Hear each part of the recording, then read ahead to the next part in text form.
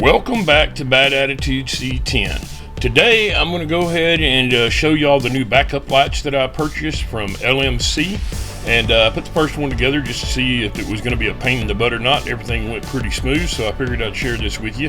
So I had to buy the lenses, the gasket, the actual bezel, or I don't know what you want to call it, housing, and the pigtail all separately. I didn't find it to where I could buy it all together. Now I did pick up these LED backup lights. I'm not going to share the part number with y'all. I really didn't care. Whenever I first bought them, the first two I bought, they were both broke when they got to me, and it was a fiasco to try to get the company I bought them from to send replacements. So both of them, well, one of them I've already tested does work. Hopefully they both will. But I do not want anybody to go through what I went through, so I'm not going to share the part number or anything with you. Now, the pigtail did come from LMC, just as everything else did, and they go together. It's just a little bit of a firm thing, but you just push it through the back and line it up. And the only thing that I really didn't care about it, there's no tabs that retain it in its place.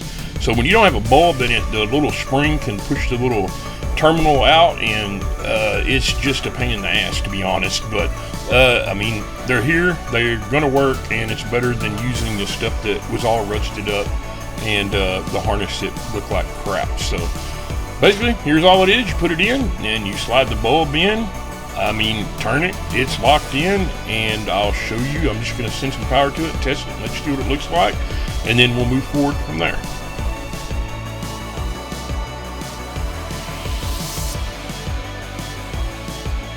So to test this thing, I'm just going to use some jumper cables and just apply a ground to the bezel or housing, whatever you want to call it. And then on the pigtail, I'm just going to take a jumper cable from the, or jumper wire, should I say, from the battery supply and hook it up and let you see. So there it is. It does work, and that's good. Now I'm batting 100%. So I'm gonna go ahead and throw this light together and time lapse it real quick, and then we'll move on to the next step, because I was gonna show y'all how to hook up the backup lights.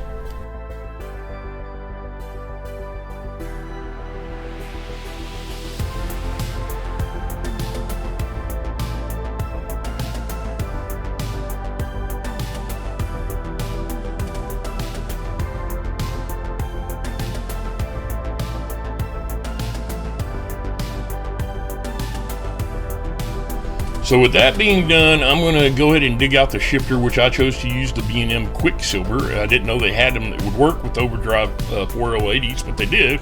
So I bought one and purchased it and got it here. And I went on ahead and put the micro switches on for both the neutral safety switch and the backup lights. Now the lower one is for the neutral safety, and the top one is going to be for our backup lights, and it's a pretty simple setup. As you can see, there's a little cage or an outer thin metal that's on top of the gate, and there's a notch where when the shifter is in the position of reversed, it'll actually make a micro switch contact closed, which then in turn will turn the lights on. So to be clear, when we go from park to reverse, the switch is being held in the normally closed position, and it's going to make the lever go and put the power out of the normally open where we'll have our plug. So I'm going to get this wiring together, and we're going to start wiring up our backup lights.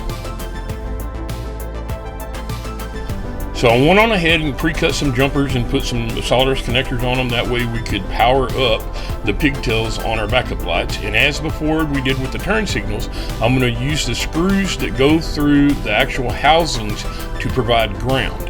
Then on the power, we're just going to put some terminals directly into the pigtails that come off the backup lights, and that will be plugged in to a wire that will go to the micro switch, which we'll get to here in a second. So I'm going to go ahead and connect the ground from the battery to the other screw on the bottom of the light, and then they're jumped together. Now when it comes to our fuse block, as I used before, I'm going to go ahead and power up the battery and the ignition prong. That way it makes all of the outputs in the fuse blocks hot. So basically, when the key's not on, the tang that I'm going to use, which is an extra terminal for power windows, and I'm not going to have power windows in my truck, so I'm just going to utilize that terminal to power up the switch for the backup lights. So we're going to go ahead and put that on and put the jam nut down and tighten it up. And then from there, we'll plug that red wire into our backup light supply wire. So this is going to be a hot wire with 12-volt battery power when the ignition switch is turned on. And the switch, as you can see, there is a common, then there is a normally open and a normally closed. Now there's only a normally open prong that we can hook to, or connector that you want to say, terminal, however. So the one that says common will be our power supply wire. So battery power or ignition key on power will be provided on the common terminal. Then on the normally open tab, we will plug in the wire that would actually run through our harness and go to the rear of the truck and plug into the pigtails for our backup lights. So the red wire I'm plugging in now will be actually powered up when the switch is engaged, and the only time that'll happen is when we put it in reverse. So here's the way it should work, and I'll start by putting power to the fuse box, and then we'll go from there. So to make this easy, I'm just going to run a jumper wire from the hot side of the supply battery down to the battery lug, which I already put a jumper from it to the ignition, so that's going to simulate like the key is turned on. So now, if all's well, when we take the shifter and I move it from the park position into reverse, the light should come on. So there you have it. The reverse lights are on. Now we're going to neutral. They're not on. Go a little further, go into the drive, or actually overdrive, drive second, now into low, go low second, drive 3, go back up and pop it in neutral. Now we go to reverse, there's our backup lights again. So it's a pretty simple setup, and you can have some minor adjustments on the micro switches because they'll come forward and backwards. So you just want to make sure that the switch has enough movement that whenever it's in the groove, it is completely off, and then whenever this little tang goes under it and you put it in reverse, the lights come on, as so. So again, now you can see I can push on it and it doesn't go anywhere. The switch is steady. I jiggle it, go back into park. That's it, easy peasy.